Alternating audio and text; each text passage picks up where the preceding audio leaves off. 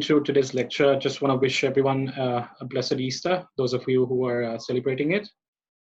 And just wanted to also spend some minutes talking about how your guys are coping up with the COVID, how your organizations are they going through a tough time, what sort of measures your guys are taking.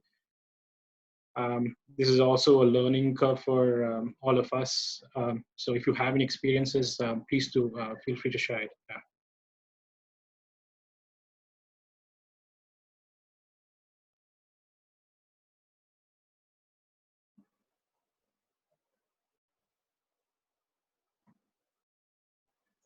Guys, can you hear me? Yeah, we can. Yeah. Hi, Andy. I'm Ishanur. I'm actually from the airline industry from China. Right. Hello. Okay. I can hear you. Go ahead. Ishan, we can hear you.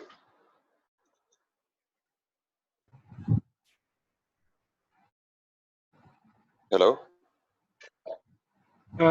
Ishan, we can hear you. Go ahead. All right, okay. So, airline industry is one of the major industries which has been hit badly along with tourism. Okay. So, in our case, actually, there are predictions that we will be starting hopefully from July onwards flight operation back to China. Okay. But we highly doubt it that probably people with Chinese, like maybe workers from China might come down. But in terms of tourism, holiday travelers, leisure travelers trying to China, we are foreseeing it up until next year, April, there won't be any such movement. If there is, that's going to be mainly some business purposes only. So Right. it's going to be a major hit. So we cannot expect much growth as well until next year, April. Mm-hmm. Fair enough. Okay. Anyone else with a different perspective? And then we would like to hear your perspective as well. What do you think and how things will progress in what would you foresee in the near future? No, so the sentiment is mutual, right? Obviously, we are in the crisis mode right now. But as professionals, you need to really step up right now. Your guys being emerging entrepreneurs need to look at the market, right? You need to step back and take, really understand what's going on. Really try to, discover some of the opportunities that are there. We have a liquor manufacturer right now who is manufacturing hand sanitizer, right? We have different people doing different things just to keep the lights on. So it's up to us, right? We can sit back and say that things are not going to improve for the next year, things are not going to improve for the next 24 months, but it's for us to actually really focus and think, how do we get things running? For some industries, I understand that things are not going to happen immediately, but obviously in the next 3 months, you're going to get some traction. And are you well equipped to pounce on those opportunities at that time is the key question. Right now, I'm from a technological background. So most of my clients are looking for ways to reduce costs. And I'm sure there's a lot of chatter around in Sri Lanka as well about people taking pay cuts, and all that stuff.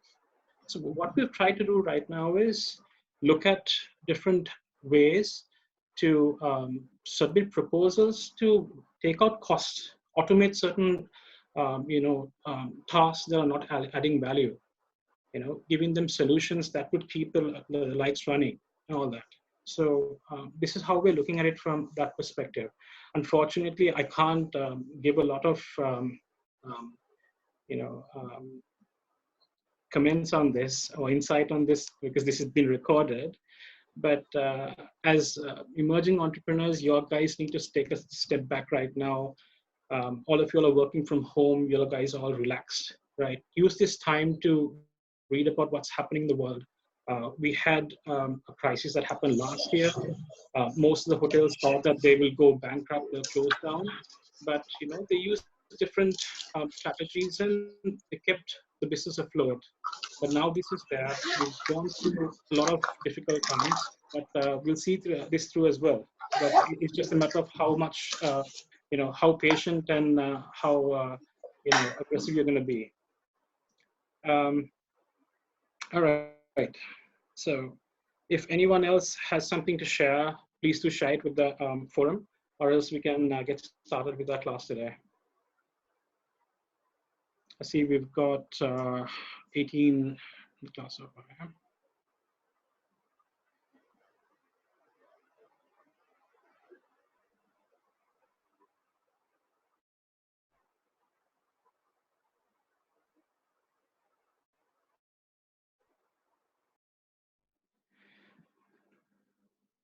All right, guys. Are you able to see my slide deck?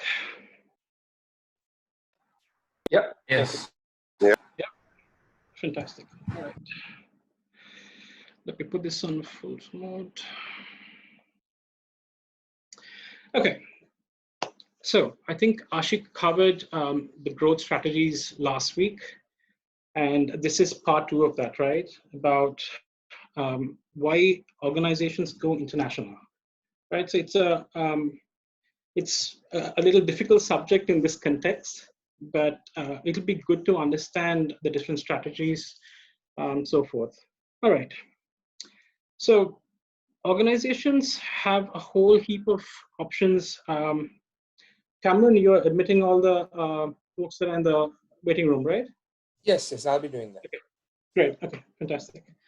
So coming back to this again, there are a whole bunch of options available, right? A whole bunch of motivations organizations have to expand overseas. And I'm just going to touch base on a few. Let me know whether you think, otherwise, or whether there is something that you need to add. Usually organizations are motivated to move away from their domestic market because of some kind of a decline or some state of saturation in the domestic market. So that's one of the motivations that we've seen. We've seen companies tend to learn a lot when they go international. One example is Airtel.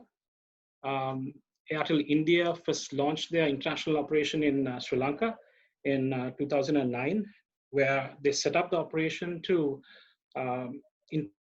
intentionally test the waters to see what it would be like. So that was the learning curve.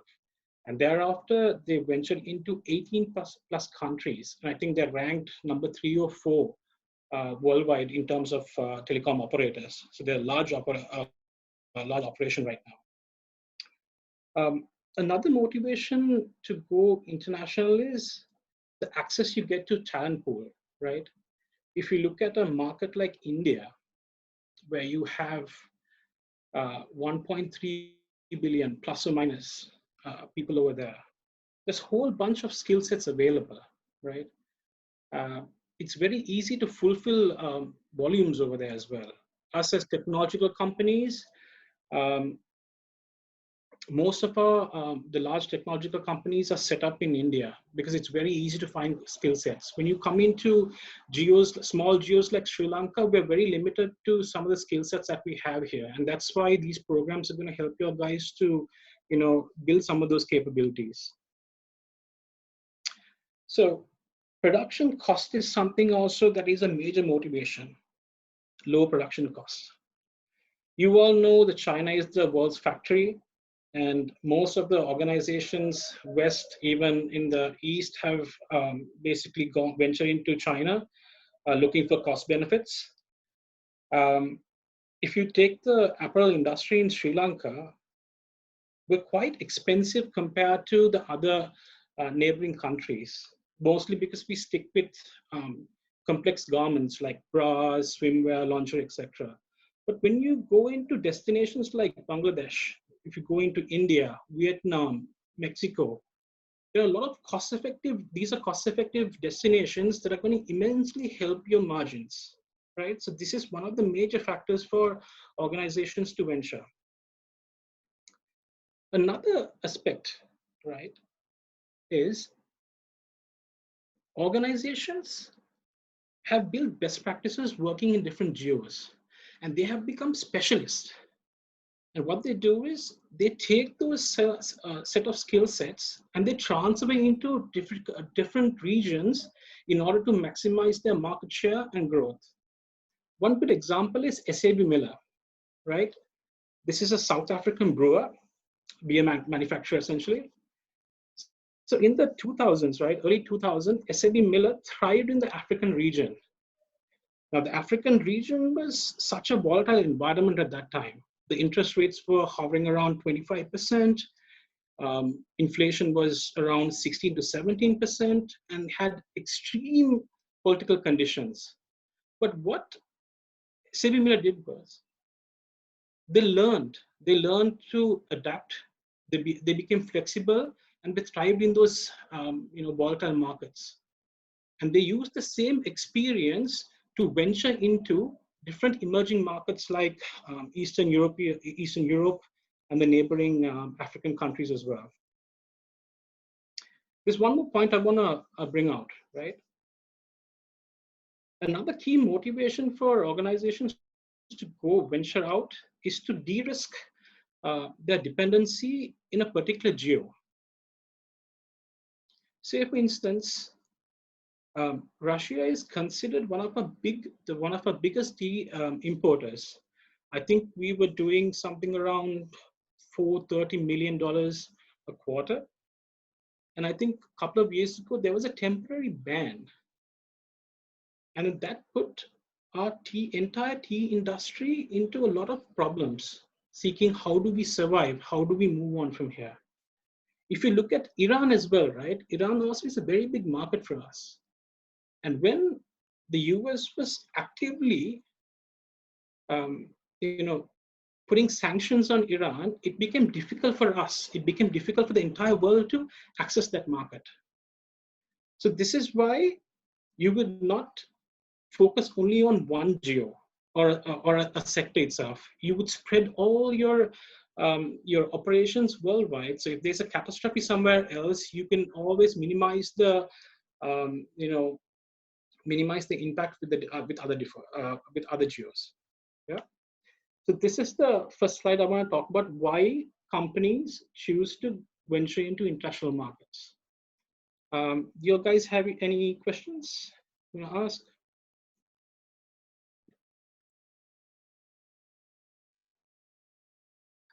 I have one question, and Sure. if we set up an operation in Sri Lanka, let's say for an example, tourism related in hotel, and we venturing into other different markets, like for an example from Europe into Middle East or whatever it is it being going international, or is it still a local operation, just only the sales aspect they are going international?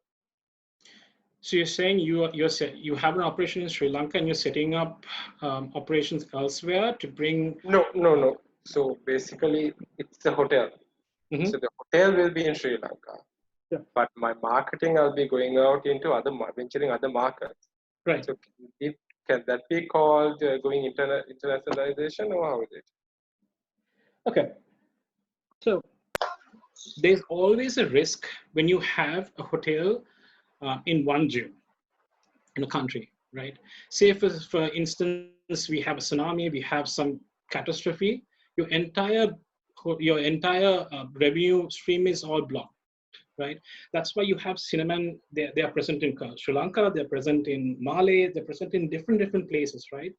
So to answer that question, if your home base is Sri Lanka, you need to have your other investments, other interests in different countries so that you can balance out the risk.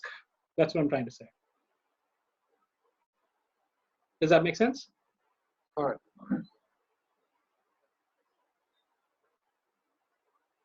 Okay. Anyone else? Any thoughts?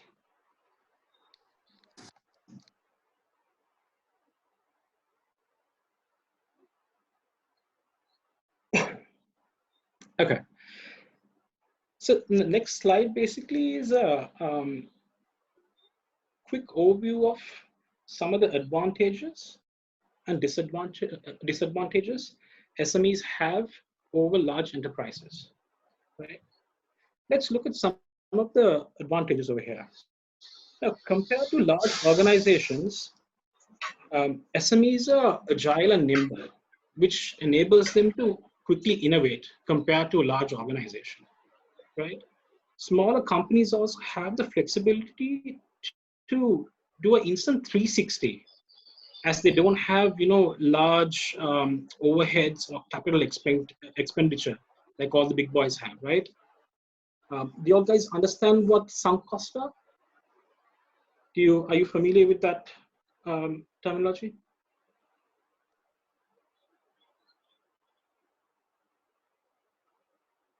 Sorry, Annie, lost you there. What's the terminology? It's called sunk cost. Sorry, No. I haven't had any sleep last night. I've been working right throughout, so I've lost my voice after being in meetings after meetings. So gotta bear with me. All right. So sunk cost. Are you guys familiar with this term? Do you know what this is? No. Okay. So sunk costs basically are expenses like your research expenses, right? The funds that you spend on equipment, buying machinery, rent, payroll, marketing, advertising, etc. Right? So these are some of the large costs that some of the companies bear that makes it difficult for them to make sudden decisions and all that. Well, let's look at some of the disadvantages, right, that SMEs have over large organizations. They're small. That's a given, right? Ability to raise capital is very, very important, crucial, but it's difficult. So I was listening to this discussion, right, a couple of days ago from this university in the US, where um, entrepreneur, a VC, a venture capitalist, talks to over 2,000 entrepreneurs to give them funding. So they have a massive portfolio. They have meetings with 2,000 entrepreneurs to evaluate the business idea. And out of the 2,000, only 40 is chosen for funding. So you can see how difficult it is to go and stand in front of someone, go and talk about your business idea, go and present how viable it is. And after a couple of years, when you need funding to take your business to the next level, only another 20 companies out of that 40 is being selected. And out of that, you will have 1 to 2 companies that are unicorns, basically, right? So it's that difficult to find capital. So this is one of the major disadvantages SMEs have. Now, in terms of expertise, right, we all know that entrepreneurs do not have a lot of people, right, because short of capital. So you will see the owner, the entrepreneur, wearing multiple hats, trying to do things. And because of this, it takes a lot of time to get something done. Your time to market is certainly delayed, right? Let's talk about newness. For most of the startups, right, it's kind of difficult to attract resources unless that resource is completely passionate with the business idea or the cause that you're working on. If you look at your suppliers as well, right, it's quite difficult to go and bargain about credit periods than a large company would have, right? So these are some of the disadvantages and advantages SME would have over a large enterprise, right?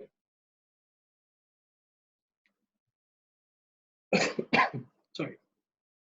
All right. So this is an interesting slide. I want you guys to have a conversation with me. But I want to understand what you all also have, because you're also working, right? Now, these are some of the issues to consider before going global, and they've been divided into these 5 categories. Can you all give me some example of some of the issues you would face from a cultural and a social sensitivity perspective?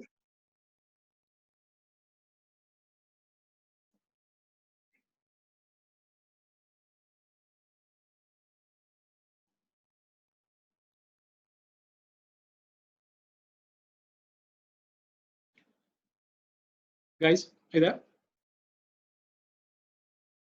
Yeah. So, what do you think from a cultural and a social perspective? What sort of issues or challenges do you think you'll have when you go global? You obviously understand the term culture. You understand the social aspect of it as well, right? What do you think? Yeah, when it comes to religion and different kind of religion, it's very difficult to adapt in a country. For an example, if the country is a country where they adhere to most of the religion stuff, it's very difficult to come up with stuff. Mm-hmm. Yeah, good. Anyone else?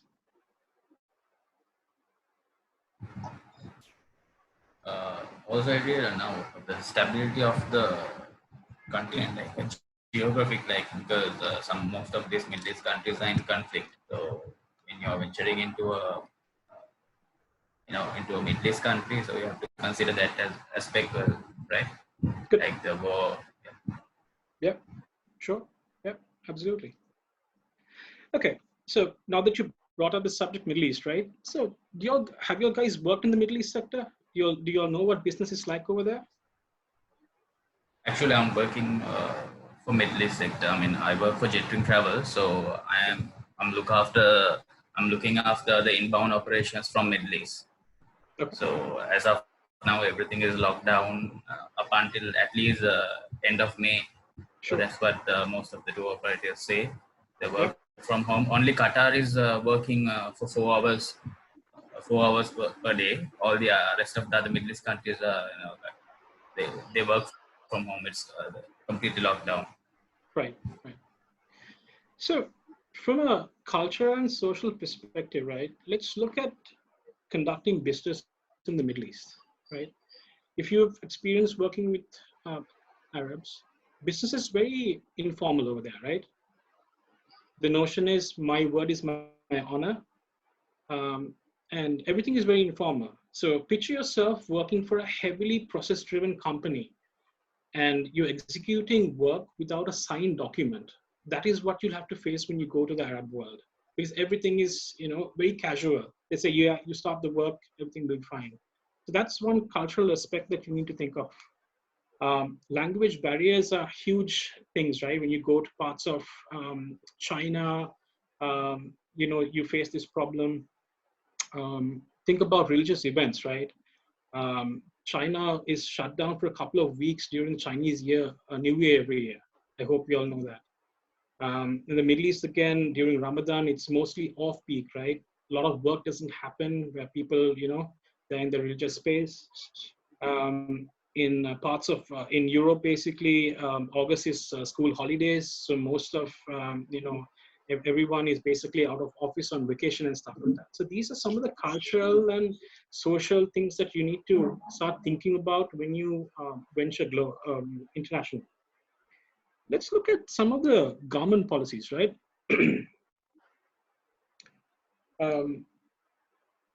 Is ease of doing business a challenge in all countries? Do you guys think that? Is that important, first of all, for an organization? Yeah. Yeah. So if you all have opened that, there is a website, right? I can't remember the link to it, where each country is ranked based on certain criteria on where they stand on this. So New Zealand country ranks 1 and Singapore ranks 2. Countries like Bangladesh and Myanmar is somewhere around 160. So you can understand the pain that you have to go through just to set up a business, just to find information, right? You also need to understand whether these countries are heavily regulated with policies, right? For instance, the EU, right? We had a very good relationship with them for a number of years. We had some blokes here in Sri Lanka that used dynamite and they were not using ethical practices when they were doing the fishery stuff. And then we lost, the trade, agreement that we had with them. So you need to understand how this works when you venture into different countries, you need to understand, are they heavily regulated? How do I get, am I going to spend a lot of time getting through this stuff? And taxes is the next thing. Are you getting into a country that has, a high corporate tax? If memory serves me well, I think UAE has something around 40s, I think, 40s, which makes it very, very unattractive to conduct business in certain segments. So that's something. Repatriation is something as well, right? Say, for instance, a couple of years ago, I was stationed in Kathmandu, Nepal. There was a fantastic client over there that we were working with, extremely good work. It was about 10 to 12 weeks of good work. But the only problem was it took us 90 to 120 days to receive our money for the work that we had completed. So post completing the entire project in 12 weeks, we had to spend another 90 days to receive our money. And that is after sending so many follow-ups. And this made it very, very unattractive for foreign vendors to do business with, companies in the Nepal, right? So this is one thing that you also have to think of, repatriation.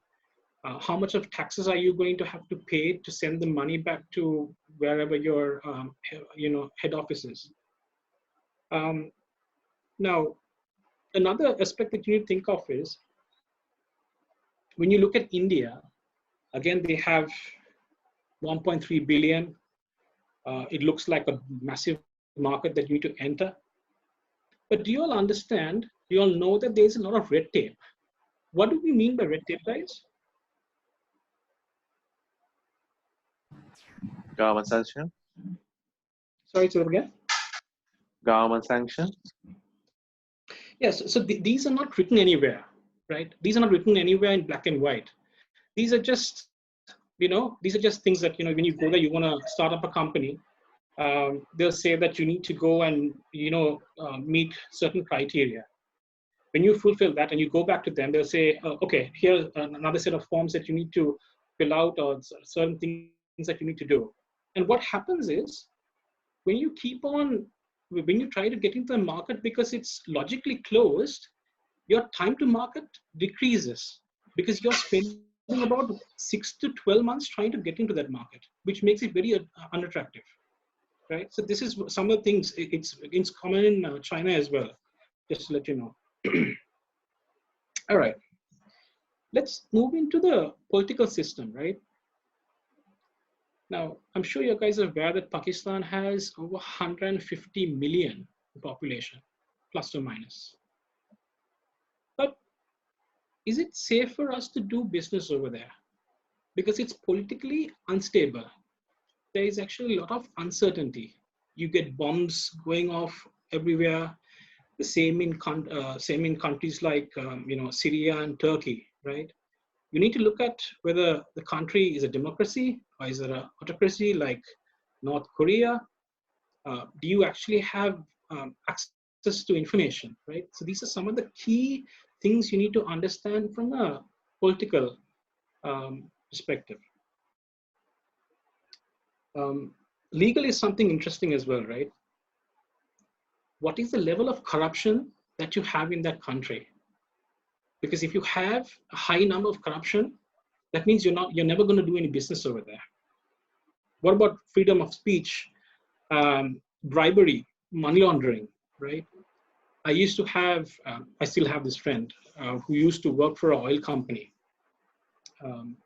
He used to travel to one of the Soviet countries every 3 months because he was a financial controller. And he used to tell me about the amount of bribes that they used to pay to these oligarchs, right? I think you guys know about them. They are like the local mafias and all. And imagine you working for a publicly listed company where you are paying out, bribes just to keep your operations afloat. It becomes very, very difficult, and it becomes very uncontrollable after some time. So it's a nightmare in this situation for public companies. From a technological perspective, you need to start looking at, what is the smartphone penetration, internet penetration, all the technological aspects, infrastructure, data centers, and all that you need to have to run your business. Yeah. So on a broader scale, it's really important to look at some of these factors, right? What is your market size? What is your market potential as well, right? Do you see that country and does it have a good growth potential? Does that country have a good track record of making money? Do you see companies in that country, having growth, year-on-year growth?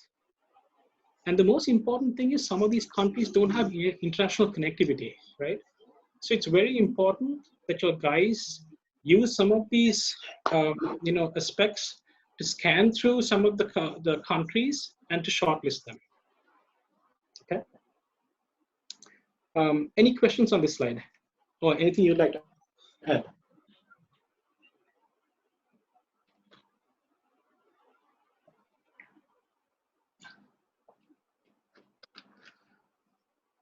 Am I going too fast, guys?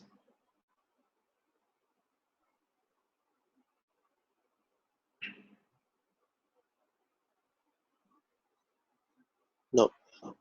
Yep. Cameron, how many do we have in the classroom today? There are 21 here, but 21. yeah, there are usually, actually no, there are few people that join together, so maybe Okay. 23. Okay. Fair enough. Guys, this is going to be your last class, right? One before the last, in fact, because Ashik is going to take the last class. So this is a pretty important,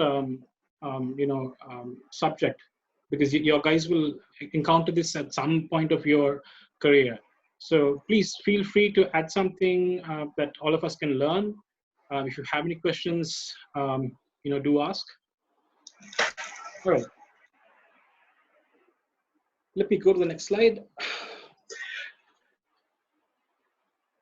Okay. So this is a stage, a model, like a framework of how organizations can incrementally venture into international markets, right? Stage one basically is companies engaging in like passive exporting. So let's take an example. Let's take Australia. Give or take, Australia has around 250,000 Sri Lankans living there. Yeah. And in most of the highly dense Sri Lankan geos, you would have a Lanka Rekade, right? It's all over. You would go and get your Malupang from there. You'll go and get your Kottu from there, right? So the Ayya who owns the Kottu Kade basically will always want to have Sri Lankan products stacked over there so that he can attract a lot of Sri Lankan customers, right? So this person basically reaches out, let's say, to Spa Ceylon.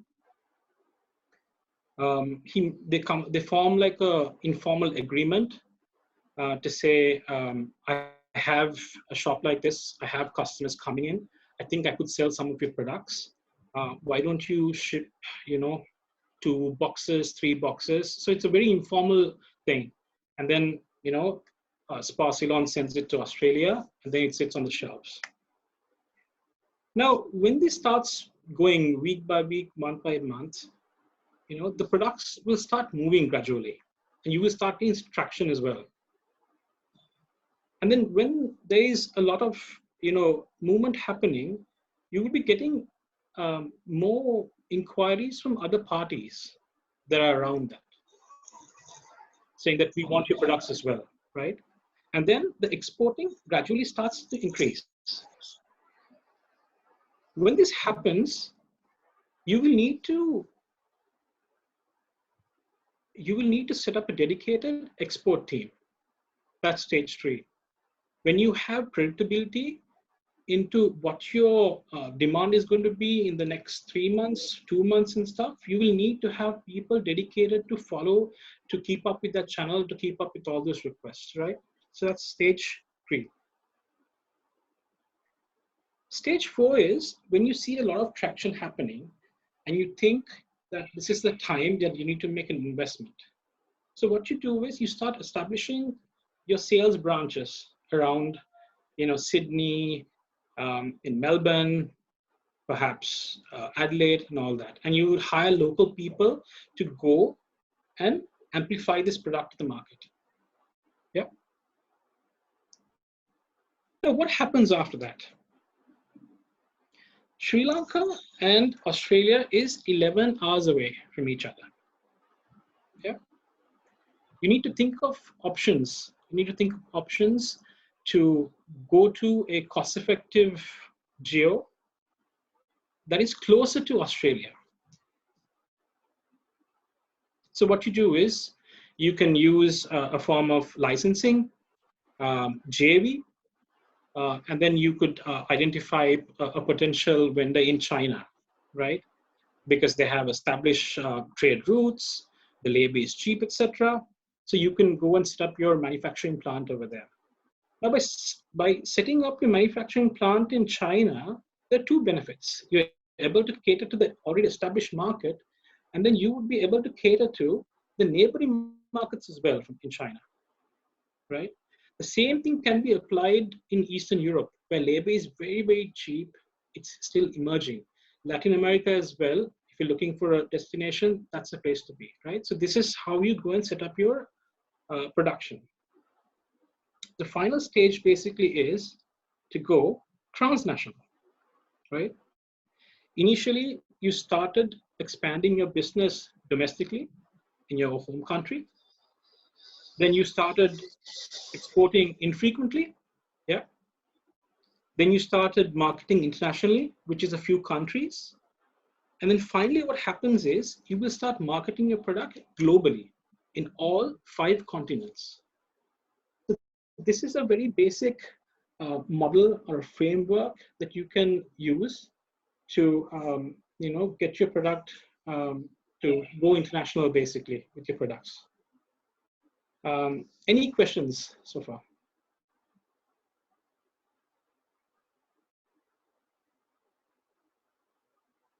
So let me ask you this question, right? Stage 5 on production, on setting up production facilities and all that. Now, in your business plans, your business proposals, have you guys actually considered a capex to set up a factory or a manufacturing plant for those of you who are planning to manufacture a product? Yes. Okay, what is your product again? Sorry. My one is experiential market. It's in the experiential market. It's a culinary experience. Is that a service or a product? It's a service, but you need a platform. So I'm building a website and a mobile application to connect hosts and guests. Great. Okay. Anyone else who is manufacturing a tangible product?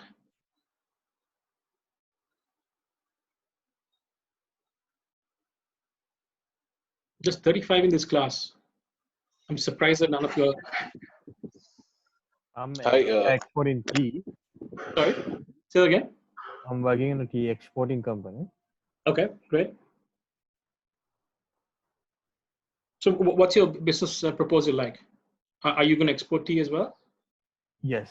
And you mean in the assignment itself? Yeah. No. I'm looking at a theme park in Port City. Sorry, you're looking at what? Theme park in the Port City. Oh, okay. Water theme park. Yeah. Okay, great. Okay. So my question was aimed at those of you who are silent now, thinking I'm going to say something negative about your production, right? Most of the entrepreneurs I've seen are really keen on investing, huge dollars on setting up infrastructure and manufacturing plants and all that, which is going to kill you at the end. If you follow that route, what happens is you will spend 3 to 4 months or let alone 6 to 8 months setting up your infrastructure before you go to market, right? So for entrepreneurs like yourself, what you need to do is you need to surround yourself with partners, right? You need to surround yourself with a lot of partners who are specialized, who have gone through that entire learning curve of understanding their business better and optimizing their processes. What you do as an entrepreneur, going and spending millions of dollars setting up manufacturing companies, you will not have that cost advantage that some of the incumbents have. Yeah. Let me give you a small example on this, right? 10 years ago, IT companies, went to all the companies in Sri Lanka globally, and they were talking about digital transformation. I remember going to certain companies. Unfortunately, I can't say their names, but they were like, "What digital transformation? I can hire someone for $15,000, and that person can churn this out the entire month, and I don't need this digital stuff." But it took us a pandemic like this, right, to understand how important digital is. So companies that were equipped are functioning right now, but companies that are not are struggling. Now they're starting, they're thinking, what do we do? And it's probably too late. If you look at some of the supermarkets that we have, right? I'm not going to mention any names. Some of the leading supermarkets. When this crisis happened, what did they do? They started publishing brochures, right, of the telephone numbers and a process saying, give us a call, and we will deliver the, whatever you need to your house. And that kept on, people kept on calling because they wanted, certain products. And the supermarkets couldn't keep up with this demand. So what did they do after that? They built a small microsite, a small website, right? With options, limited options available. And, they would open the website at 6 o'clock in the morning, some at midnight, and within 45 minutes to 50 minutes, everything would be sold out. And the same companies were hiring one trishaw and one motorcycle per outlet to deliver this stuff. And they couldn't keep up with the demand. So what did they do after that? Someone thought, okay, this is not a scalable option. So they started partnering with delivery companies. And now you see the process, it has increased. But just imagine, guys, right? Your guys at home, you have wives probably bugging you, your mom's bugging you about, order this, order that. I'm sure you would have called 15 to 20 vendors right now looking for different products because it's not available centrally, right? Imagine if you had one portal, one single app that had listed out all the products available, irrespective of whatever it is. And you would have different vendors delivering those products into a central location, and then those will be compiled over there and delivered to the customer. Look at the customer experience that some of these supermarkets are giving us. Is it really seamless? Do you really enjoy that? When you get into the website, it's really bad, right? Some of the sites that you have, you just need to manually type everything. Some of the sites, when you go into, there's limited products. So that makes you crazy, and you're calling 15, 20 places. So as emerging entrepreneurs, this is the time for you all to spot opportunities. If someone is not doing something right and you are in that space, go do something about it. That's an opportunity there. And believe me, at this time, people are looking for a lot of convenience because they can't step out, right? So if you are planning to manufacture a product, please think of partners. Think of a co-packer. Who is a co-packer? You have someone who has a warehouse, a manufacturing plant that is doing already something that. So you have your patent with you, right? Design a utility, and then you give him the license to bottle it, to do whatever it is. Then you have delivery people to deliver it as well. This makes you focus on the core part of your business rather than putting your hands everywhere, right? So if your guys are trying to, if your business model is like that, I suggest you change it in this business plan so it looks very realistic. You can. This is a fantastic way to bring down your startup cost as well. All right. Does this make sense, guys? Am I making sense to you all? Yeah. Okay, great. All right. Strategic options for internationalization. Can you guys give me, tell me what some of these things, can you give me a definition of what these things are? I'm sure you must have covered it elsewhere.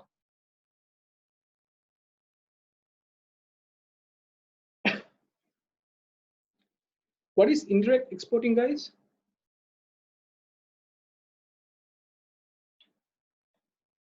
I'm sure you must have heard of one question. Yeah, to a local buyer who exports things. Sorry, I didn't hear that. You sell it. Would be a local buyer who buys overall from you and many other suppliers and exports. Yeah. Yeah. So you'll have sales agents and distributors, right? Something what Dilma does internationally, right? To reach out to their customers. What is direct exporting, guys?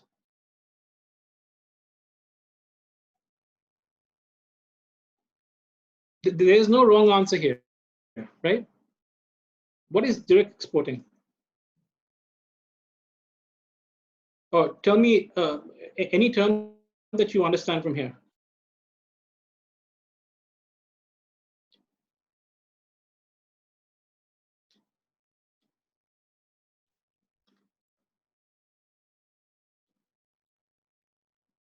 This is without an importer, you directly export to they are using someone else to actually handle the product. Yeah, so the direct exporting basically is the manufacturer will undertake to sell the products, right, in the foreign market. So you would look like, you'd have examples like IKEA. They're in 56 countries right now. You would have something like a Coca-Cola, right? When they set up operations in Sri Lanka through pure beverages, this was the model they used. Okay. Foreign licensing, guys.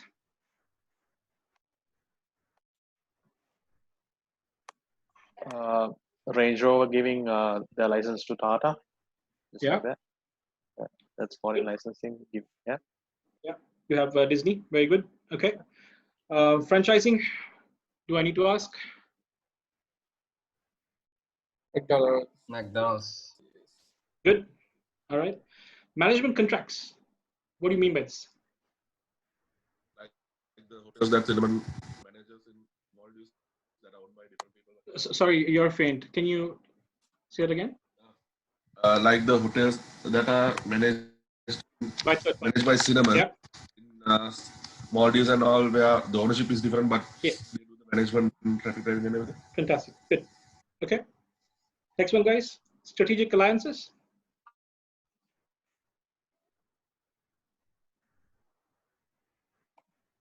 Something like Uber.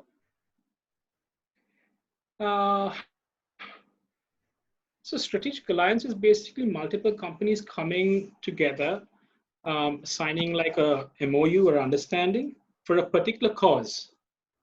Yeah. So that was what strategic alliance is. Okay, locating facilities abroad.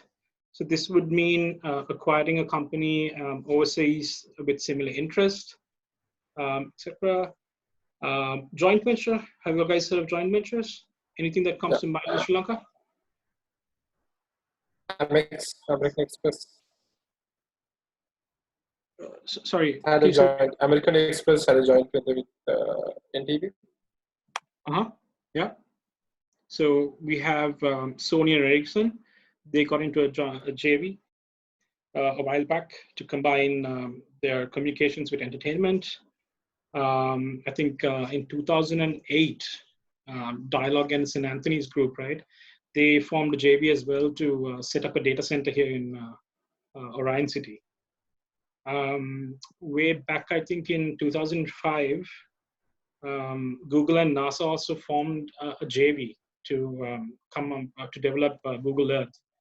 I'm not sure how that JV went, but just to give you an idea, right? The last one is foreign direct investments, also known as FDIs. Any examples you can give me?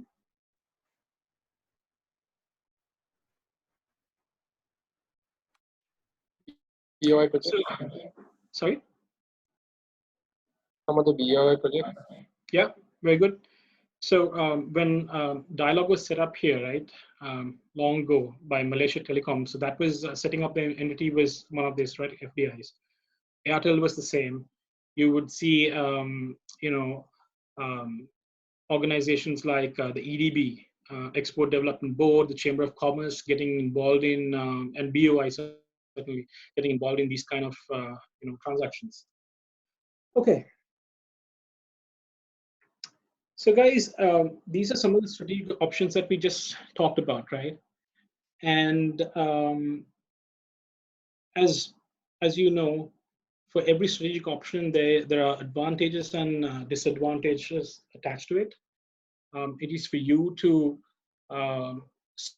select the strategic option based on your venture and looking at the risk profile, etc. So I'll leave this slide for you all guys to go through. It's pretty self-explanatory. Okay. Barriers to barriers when you go international. Can you guys give me some examples for this as well? Sorry.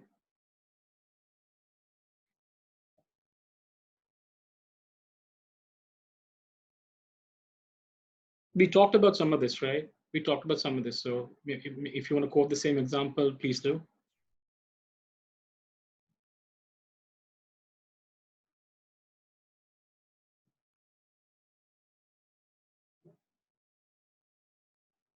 For cultural barriers, you can take the example as McDonald's failing in India.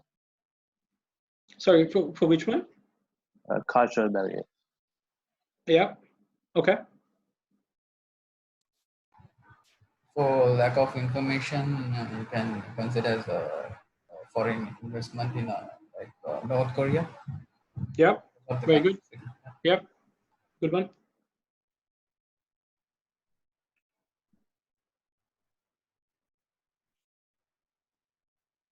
What do you call, what is the bureaucratic barriers that we're talking about over here? What's this? A lot of red tapes. Yeah, very good. Very good. So lack of finance, you already know that, right? Lack of network, connectivity, etc. Tariff barriers are basically your taxes. HR is talking about your resourcing. Political barriers, we already discussed about political instability and all that stuff. Technical, you already know. Infrastructure, internet, smartphone penetration, all that stuff. Attitude of the owner. What is this, guys? Can you give me an example? How is this a barrier to go international?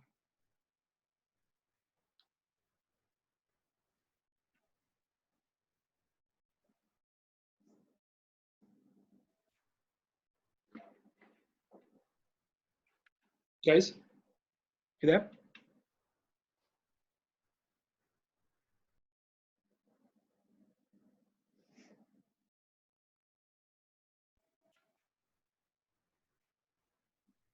Cameron, did we lose everyone?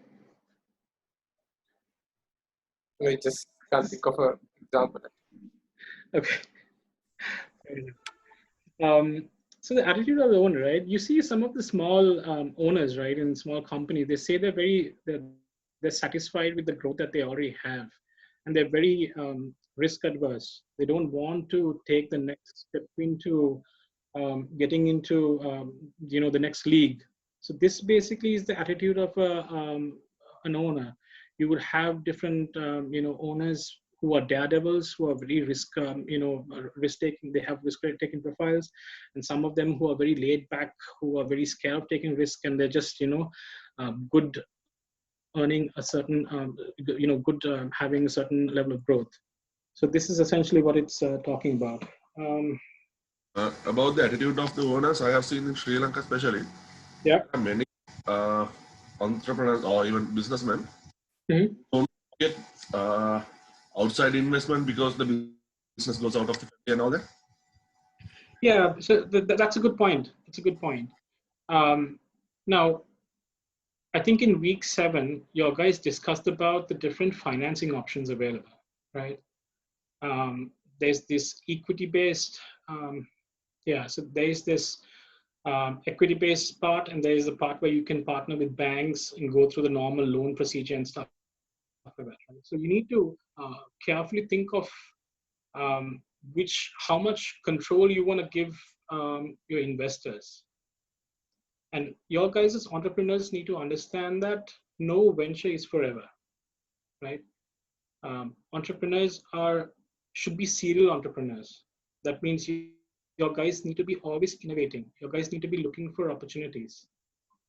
Your guys need to bring the business up to a certain level and then exit from it. And that's where you're going to make all the money. There are different examples, like how Otara built Odell from scratch, right, from her boot, basically. And then they went public, and they were acquired by SoftLogic. And when she exited the business, the return was massive. And an entrepreneur, as an entrepreneur, it's not your job to stay in that venture for long, because after some point, you will reach a point of saturation. So you need to identify what is the tenure that you're going to stay in that business. What are you going to do to bring it up to that expected level, and then exit the business, and then start getting into different other ventures, so that you're constantly innovating. That should be the idea, guys. If you look at people like Richard Branson, right?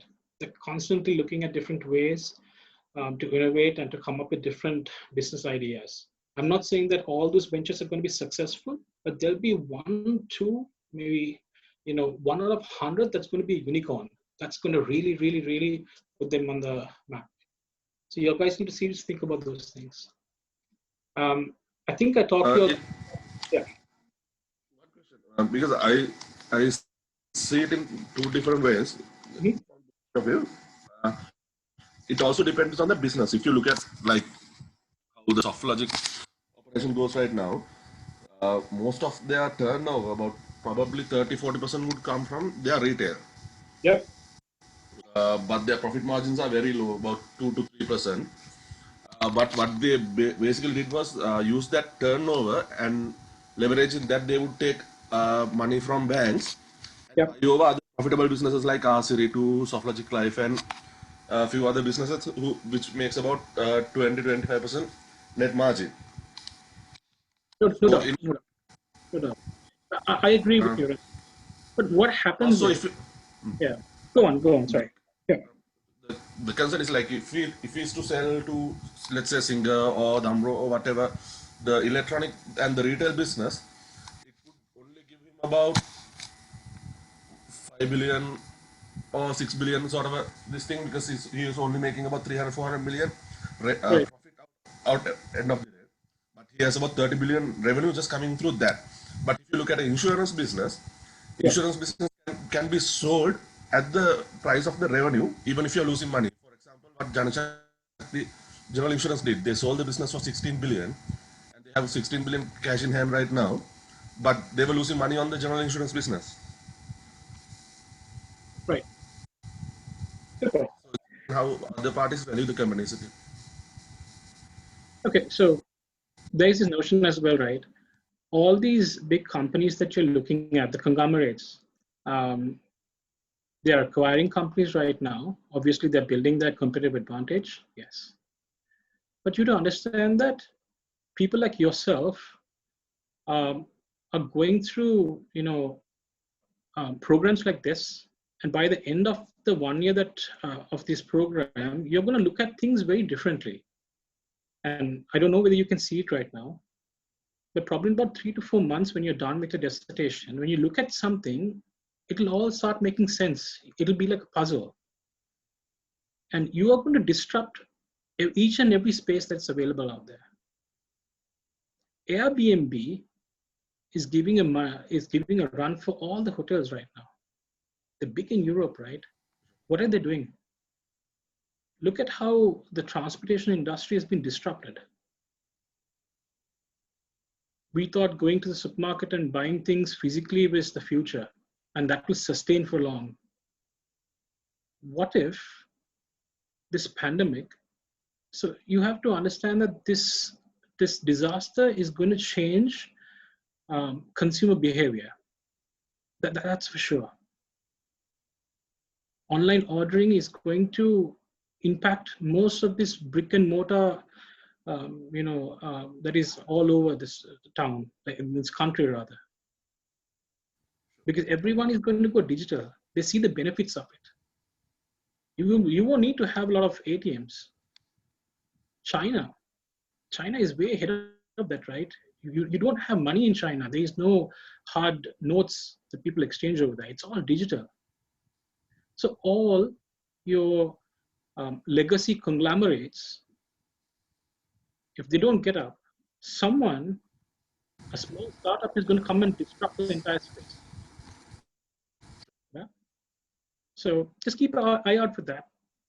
It might not happen today, it might not happen tomorrow, but soon it'll happen, right? Okay.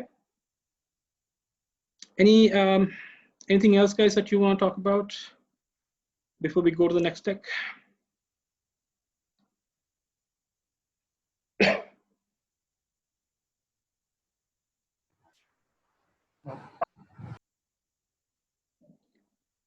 Are we good?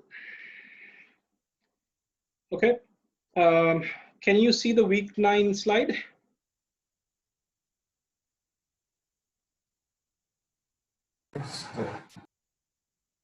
Sorry, is that a yes? Yes. Yeah, okay. All right, guys. So we've got essentially 30 minutes, right? We're going to talk about social entrepreneurship, okay?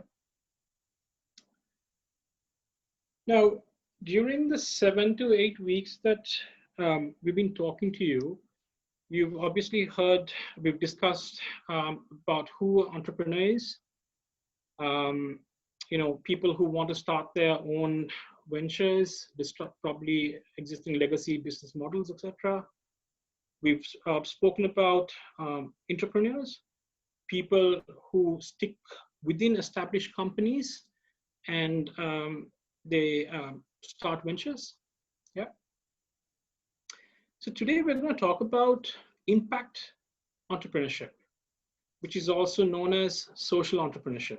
Yeah. Now, in social entrepreneurship, what happens is,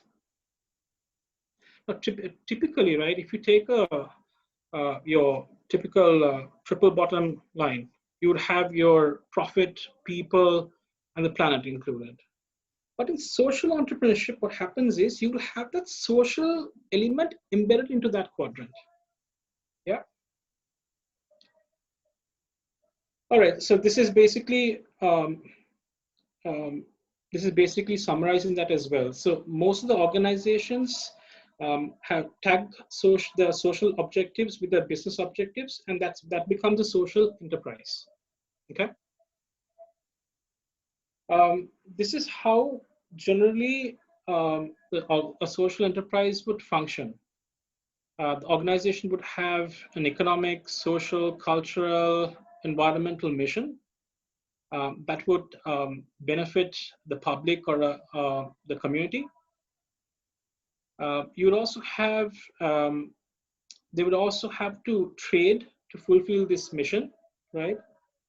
And they would derive, substantial amount of the funding that they require from this trading, right? And what happens after that is they reinvest this profit into the business, and the excess that they have goes into fulfilling all these missions that they have, the social causes that they have. Okay. Now, this gentleman is known globally. His name is Muhammad Yunus, founder of Grameen Bank. If any of you all are into finance, you would know that he's the father of microfinance. Yeah, he founded that. So the objective was basically to come up with a concept to give the poor people in Bangladesh small loans. And year to date, they have issued out, 10 million plus, they have given loans to 10 million plus borrowers. And they're self-sustained with the interest rates that they calculate and all that. And for this initiative, Muhammad received a Nobel Prize. So that's how significant this is. So this is one of the social causes that everyone talks about. Let's look at something very recent, right? Like a Tesla. Do you think Tesla has a social objective or agenda in mind? What do you think, guys?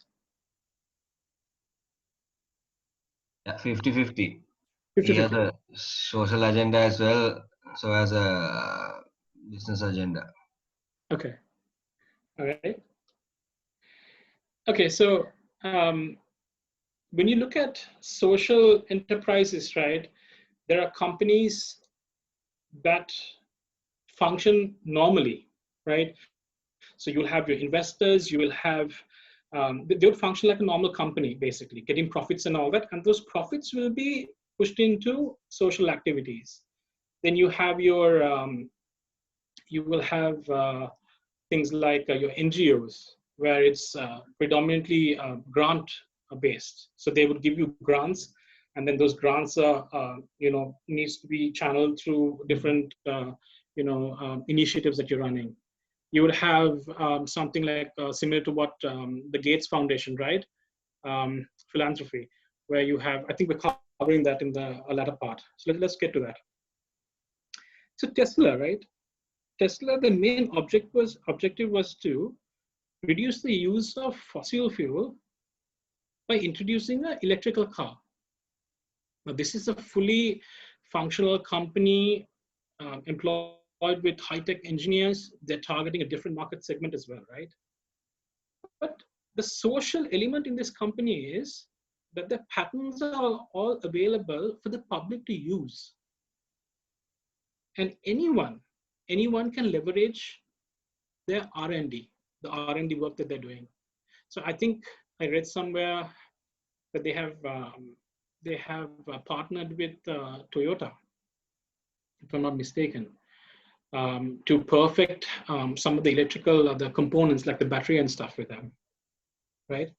And this shows that Tesla is very much concerned about, their focus is very much beyond profits, and they're considering the environmental impact. Yeah. So that's another example. I want to show you guys this clip. Let me know whether you can see. Okay, let me know whether you can see it.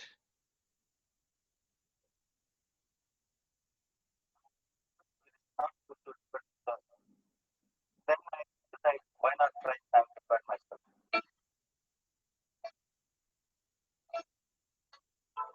Guys, can you all hear the audio? Can you all see us? You can see, but the audio is not clear. Yeah, barely we can hear that. Barely you can hear. Okay. Okay, so there are subtext on the supertext on the screen, right? If you're not able to hear, I'm on full volume right now. So let me give it a try again, okay?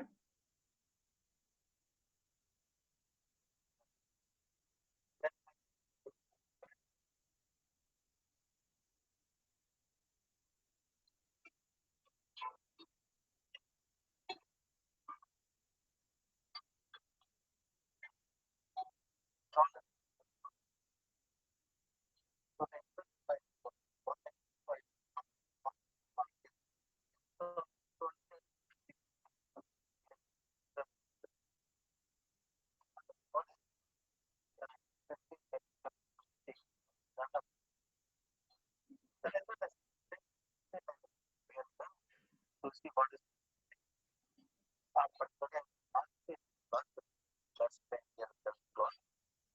Then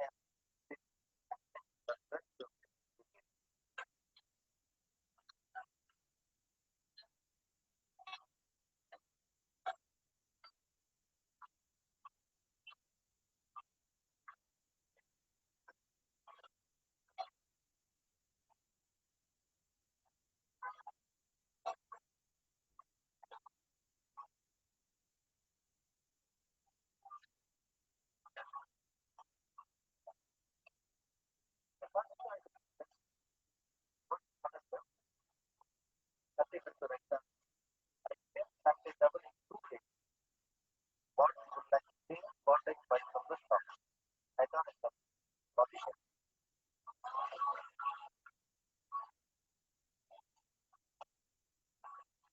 Not a feedback is very bad. It's not like going back my rank classes in the set. What you say? Then next thing to get the research because I try to research about the start of thing and the source of the problem.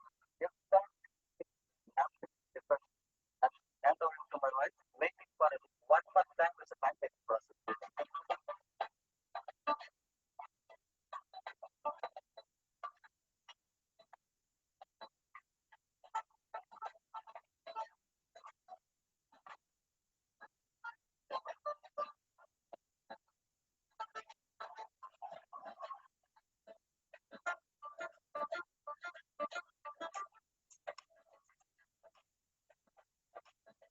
Then I can decide when for what if I can ask users in the small storage the rubber storage, then I will calculate it. There is two correction to the sample and I try while I'm watching and cycling and when all press the dosage of the food. The two that because people all input is and there is that strain also in my class. So that's why something is happening around me. I never realized.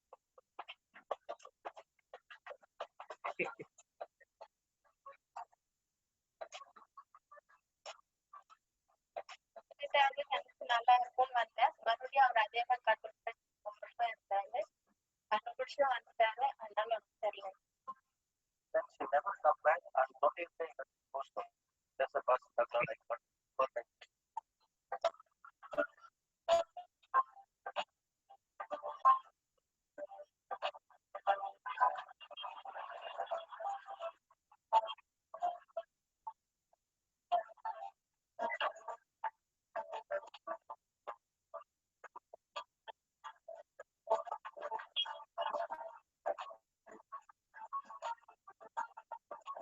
In 4.5 years, I made 3 machines. What the big $1 million plant making in 3 machines? Now any other woman can make $1 million.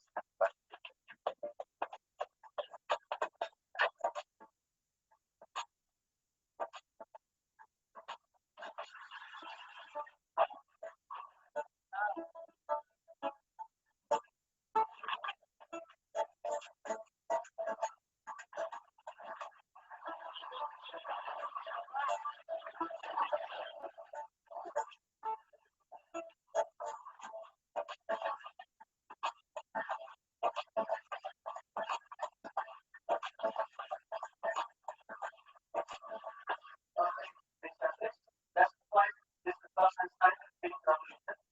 And that's why the answer that was fun.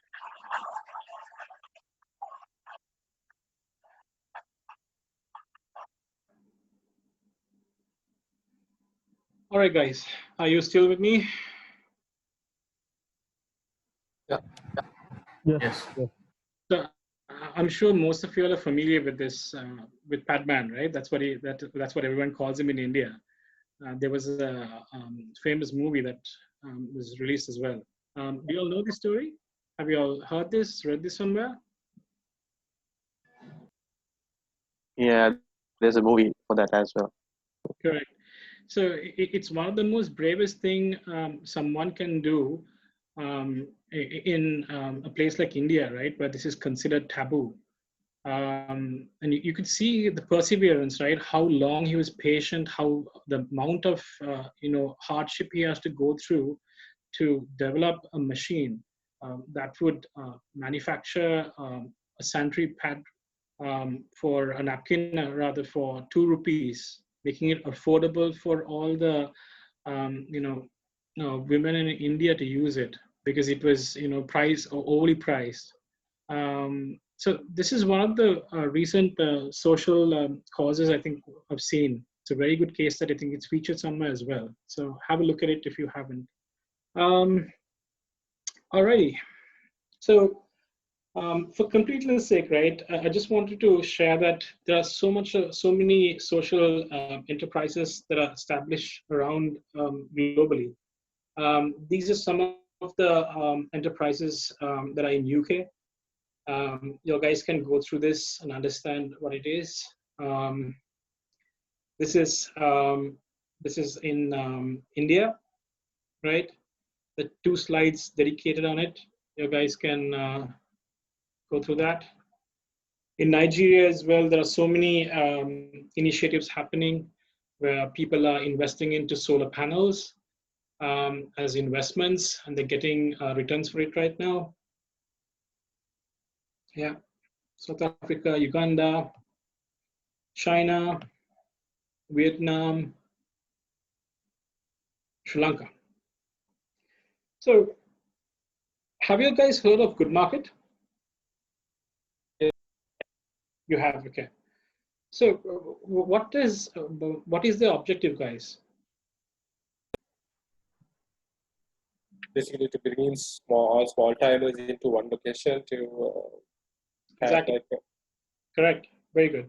So the initiative is basically to connect all the small producers and introduce them to the mainstream, right? So they also get an equal opportunity like the big boys to enter the marketplace. So that is what Good Market is doing right now. I think it's a global venture. It's available in a lot of countries. Next thing is the Lanka Social Ventures, right? What do you think happens over here, guys? What do you think these guys do? Have you all heard of them?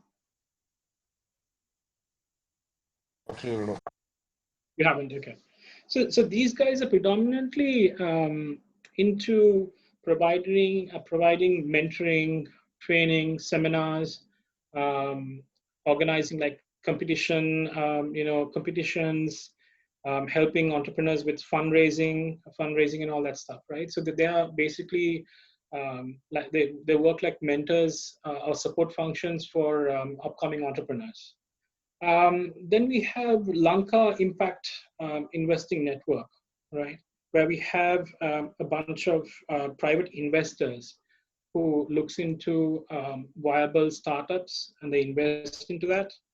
They've also got a platform. I think you guys seriously need to go and visit it. I think it has 20, 30 odd, I think, ventures happening right now. It's a simple registration. You can go read about the business, about the objectives and stuff. And if your guys are interested, you can invest into the business as well, right? So that's the Social Enterprise Sri Lanka and the Frontier Fund. Basically, these are also into, these are also investors, private investors who invest into these ventures. Yeah. What about companies like Sanasa and then Sarvodaya Finance and everything? No, there's plenty more. I've just taken a subset. In fact, there is a PDF that British Council has published, right, with so many of these foundations, which is also part of your pack if you look into the Moodle. So these are some of the things I've chosen, but there's enough and more initiatives, guys. So yeah. All right. So business model, right? You guys have worked on the business model canvas, correct? Are you all familiar with that? Yeah. Yes. Okay, fantastic. So from a social perspective, the university recommends you guys to use a business model canvas to sketch out your different entities that would make up your business, right? And this would be divided into the commercial aspect, and the social impact as well. Okay. So this is roughly, I think you're familiar with all this, right? The only difference over here is you will have 2 segments for each of these functions. Like say for customer segments, right? You will have a set of customers who are going to commercially engage with you. Plus you will have also a set of people who will look at it from an impact perspective. So this is how your business model canvas will look like, just to make your life tough. Okay. So here you have the commercial aspect, and here you have the impact. Let's go and look at some of the, functions over here. So from a value proposition, right? On the left-hand side, you have your commercial value, right? So the commercially available services that you provide to customers. So you offer them great service, you offer them fresh food, you offer them personalized services, right? So that is what your business is providing. But from an impact value perspective, what this foundations does is they provide sustainable employment for people who have been unemployed for a long time. That is the social value that they're providing through this enterprise. Do you guys get this? Is it clear?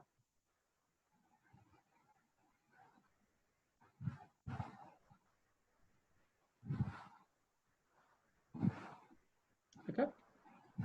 Let's look at the customer segments, right? Now, from a commercial perspective, you will have walk-in commuters. So people who are passing by will come into your store. You will have local businesses consuming your coffee, whatever you have. You'll have officers, other retail, catering, regulars, and all that. Now, from a social aspect, right, you will have not-for-profits who are engaged with you on this. You will have other social entrepreneurs. You will have government functions, etc. So these are the different customer segments you have to identify from a social and from a commercial perspective. So there are different channels also that you have to use from a commercial and impact perspective, right? There are some of these have overlaps, so don't worry too much about it. This is focusing on customer relationships, right? Revenue streams, right? From a commercial perspective,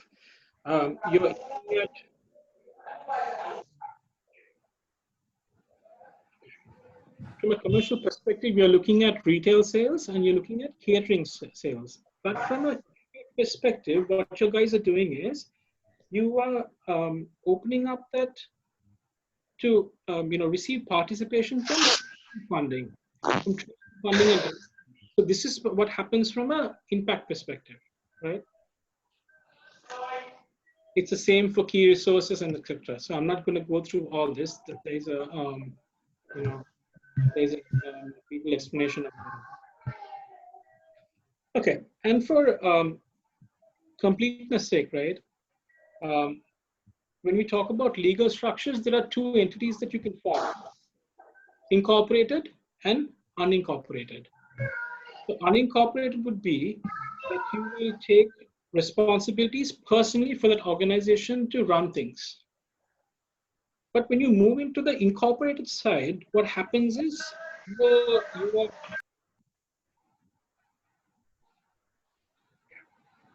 what happens is, from an incorporation perspective, you are under a legal framework where you would be able to, enter into contracts, agreements. You would form a legal entity. You can employ people, all that jazz, right? Simple. Incorporated and corporate. So under incorporation, right? Under incorporation, there are 3 business types.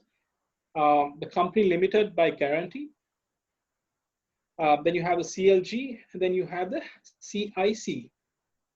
So these are the basic companies that are available. You guys can go through this and get an understanding. Yep. All right, financing options for social enterprises, right? We spoke about grants before.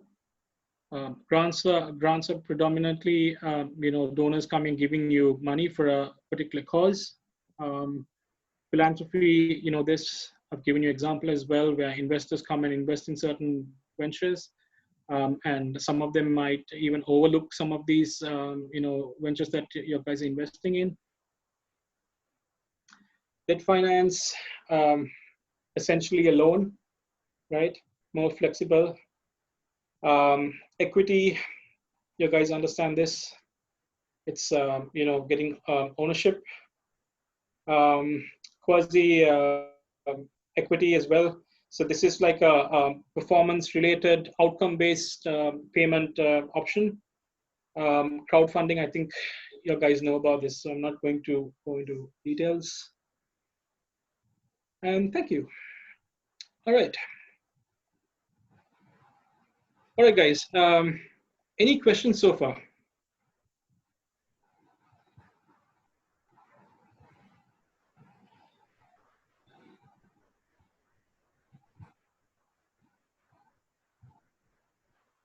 Did you guys understand the session today? Was I too fast?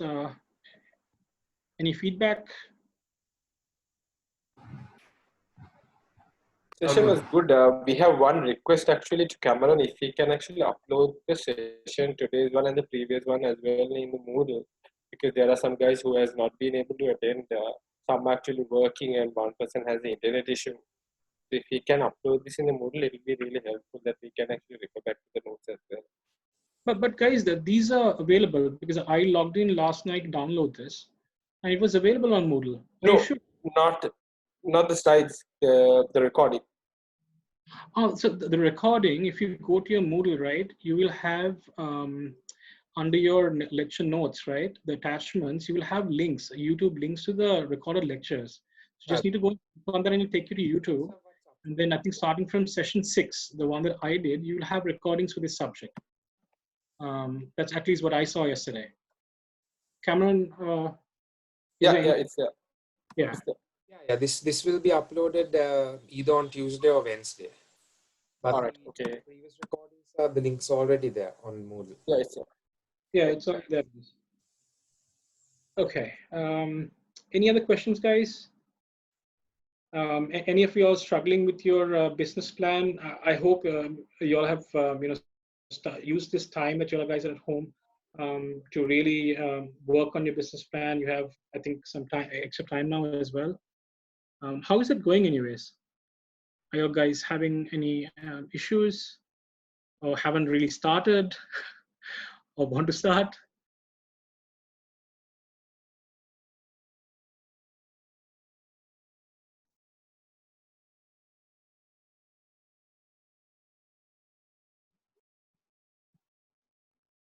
Should I call out names now, guys?